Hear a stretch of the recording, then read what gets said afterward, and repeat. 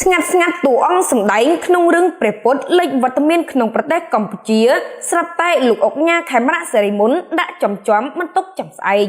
ធ្លាប់តែមើលរឿងភាគតួអង្គប្រុសក្នុងខ្សែភាពយន្តឥណ្ឌារឿងព្រះពុទ្ធពេលនេះលេចវត្តមានតួអង្គរូបនេះនៅក្នុងប្រទេសកម្ពុជាធ្វើឲ្យមហាជនមានការភ្ញាក់ផ្អើលនិងរំភើបគ្រប់គ្នាទាំងដងប៉ុន្តែអ្វីដែលកាន់តែចាប់អារម្មណ៍ទៀតនោះតារាចម្រៀងលោកអុកញ៉ាខេមរៈសិរីមុនក៏បានបង្ហោររូបថតជាច្រើនសន្លឹកភ្ជាប់ជាមួយសារយ៉ាងវែងអន្លាយថាស្វាគមន៍តួអង្គសម្ដែងជាព្រះពុទ្ធក្នុងឆ្នាំ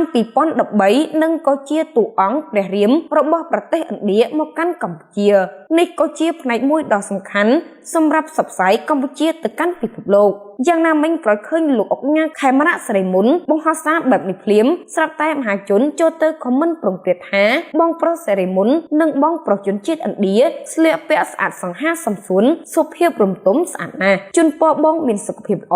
ការងារជោគជ័យគ្រប់ប្រការមុខស្រដៀងគ្នាតួអង្គព្រះពុទ្ធបងអុកញ៉ាពិតជាអ្នកមានបុណ្យពិតឃើញហើយរំភើបចិត្តនិងគួរឲ្យមានមោទនភាពណាស់បង